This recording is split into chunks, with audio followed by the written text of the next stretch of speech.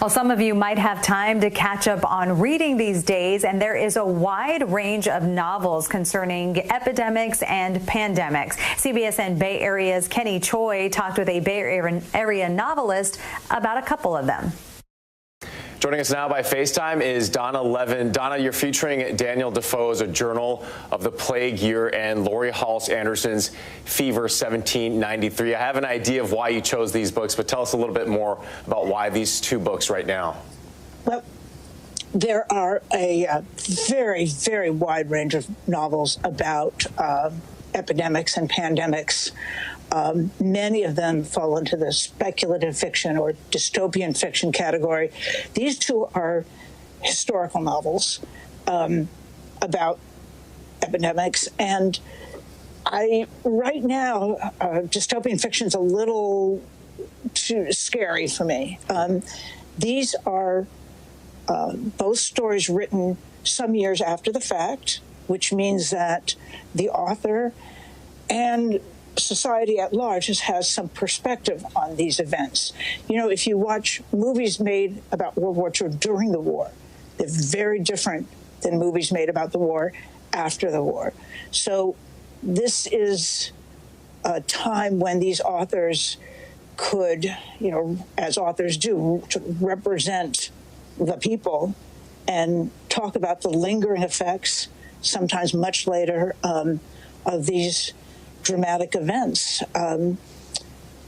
So, you know, that's kind of what I want to read right now. They're hopeful in the sense that bad things happen to good people, but people survive.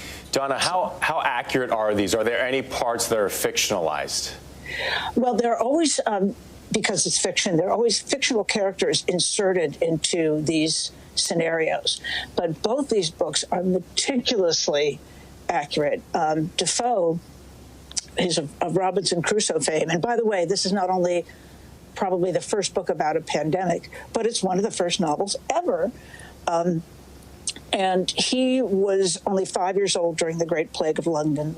He had an uncle and his father who had lived through the plague. He was able to talk to them and to research church records.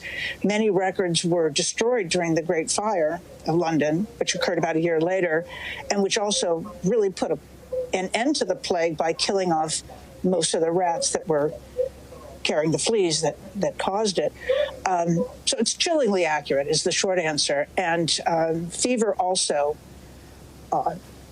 very, very meticulously researched. The heroine is Maddie Cook. She's 14. She has big dreams about turning her coffee house into a shop, etc.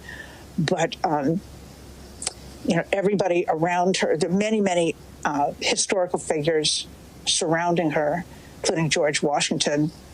And you know, they're both stories about triumph in the end, which is another reason I find them inspiring. Both stories about the triumph of the spirit. Mm-hmm.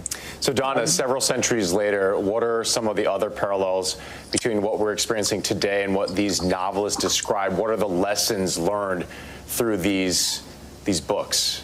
Well, unfortunately, one of the lessons learned is that when restrictions on people are lifted too soon, it's a mistake.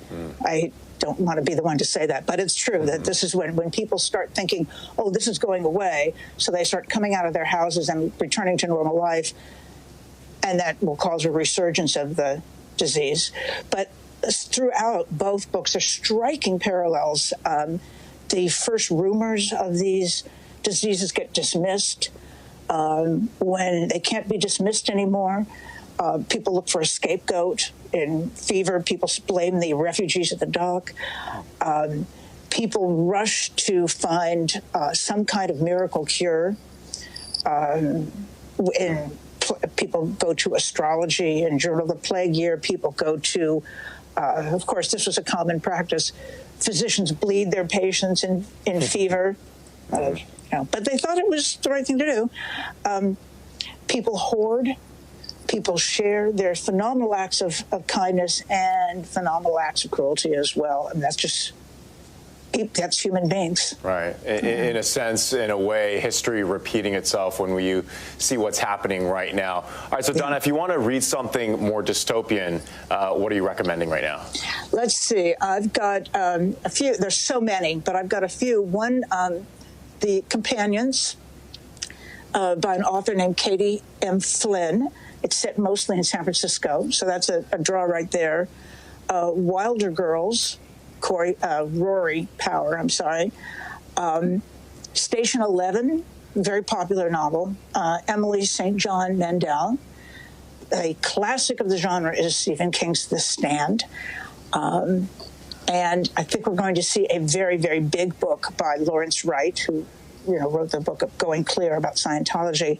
That'll be available in a few weeks. It's called The End of October, and it's about a flu-like virus that starts in Indonesia. Right. So that would.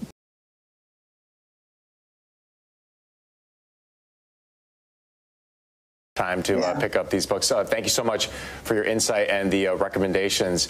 Donna Levin, thank you for joining us.